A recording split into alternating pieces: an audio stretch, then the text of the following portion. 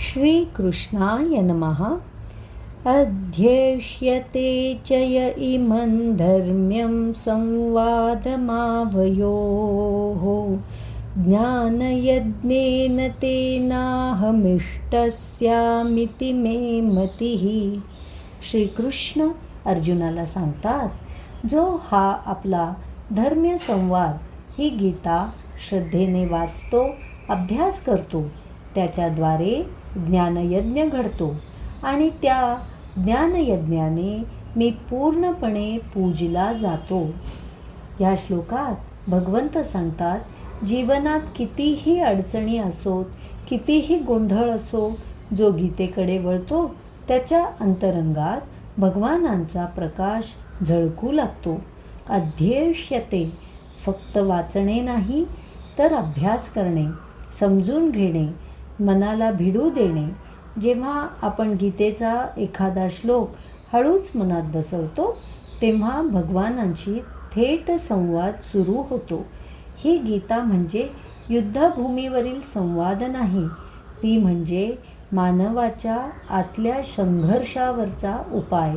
आणि जो हे शब्द प्रेमाने वाचतो, त्याच्या मनात एक शांत दिव्य अनुभूती जन्म घेते. धर्म्यम संवादम, हा संवाद धर्म्य आहे, म्हणजे सत्याला धरून असलेला. देह, मन, बुद्धी, कर्तव्य, प्रेम, भक्ती, मोक्ष, मानव जीवनातील प्रत्येक प्रश्नाला उत्तर देणारा. भगवान सांगतात, जो हा संवाद श्रद्धेने वाचतो, तो खरं तर माझीच पूजा करतो. खरी पूजा म्हणजे फुलं, दीपासकट विधी नाही. पूजा म्हणजे मन आणि बुद्धी शुद्ध करणं. जो गीतेचं अध्ययन करतो, त्याचं हृदय शांत होतं, अहंकार विरघळतो, दृष्टी निर्मळ होते.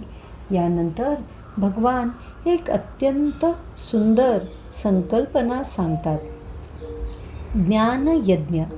यज्ञ म्हणजे अर्पण. सामान्य यज्ञात तूप, धान्य अर्पण केलं जातं.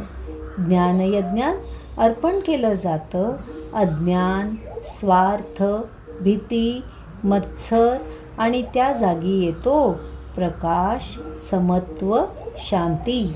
जो गीतेचा अभ्यास करतो, तो हा ज्ञानयज्ञ करतो आणि त्याच्या त्या अर्पणावर भगवान म्हणतात, मी पूर्णपणे पूजला जातो.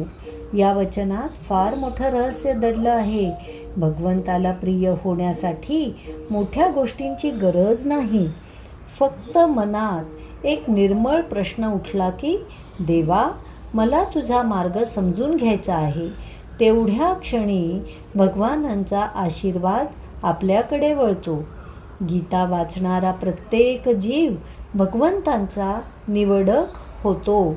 कारण गीतेचा अभ्यास म्हणजे मनात दिवा लावणं, अंतरंग स्वच्छ करणं आणि जीवनाला नवी दिशा देणं. जो हा संवाद वाचतो, ऐकतो, मनात बसवतो, तो प्रत्यक्षात भगवानांच्या ज्ञानरूप यज्ञात सहभागी होतो.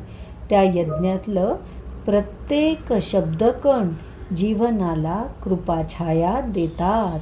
श्रीकृष्ण शरणं मम.